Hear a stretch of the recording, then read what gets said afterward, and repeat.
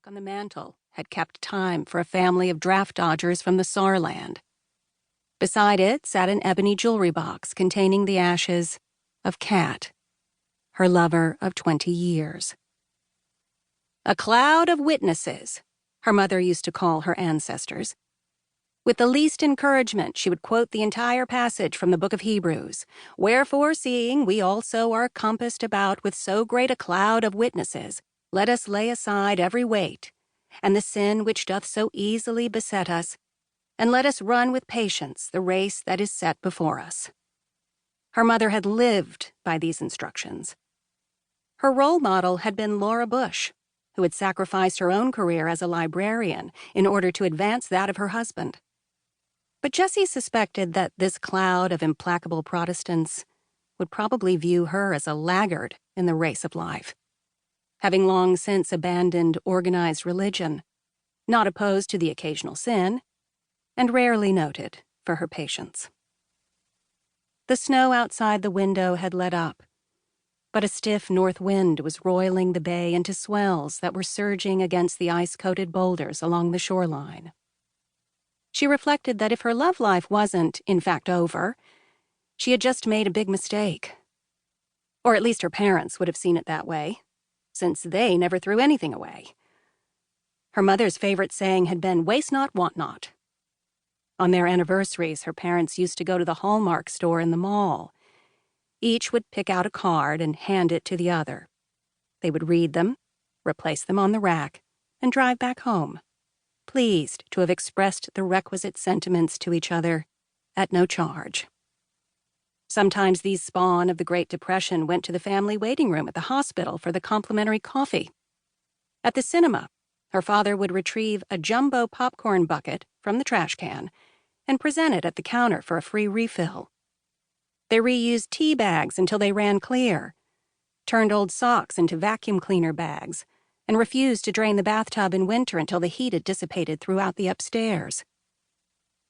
Yet their profligate daughter had just discarded a still functional vibrator.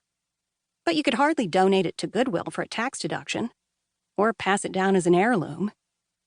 Though, according to the Enquirer, a family in Bar Harbor, Maine, had recently found hidden in a nook of their ancestral manse an ivory dildo, scrimshawed with couples locked in exotic embraces.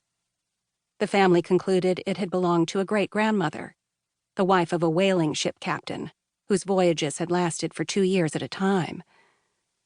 Why is it so unnerving to imagine a great-grandmother with a dildo? Jessie asked herself. She knew firsthand that the hungers of the flesh didn't flag with the years, even though the energy and opportunity to fulfill them might.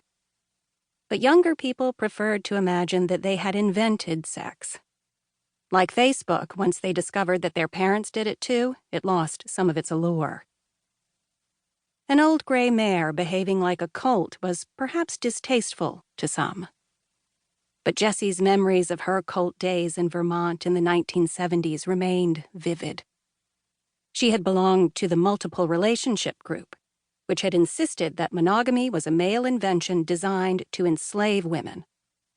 The members were expected to conduct as many simultaneous affairs as possible.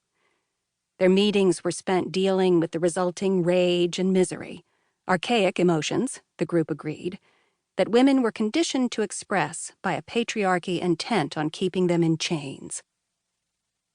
From the radio came the voice of Celine Dion, wailing the theme from Titanic. As Celine explored the erotics of drowning in an icy sea for want of a life raft, Jessie felt suddenly bereft. Love and its loss used to incite in her a turmoil similar to Celine's. But now that Kat had died, Jessie couldn't imagine loving ever again. Humans were the only species that based their happiness on relationships that both partners knew would inevitably end in grief for one or the other. Jessie turned off the radio and climbed the steps to her bedroom, passing artwork Kat had collected on trips abroad to promote her books.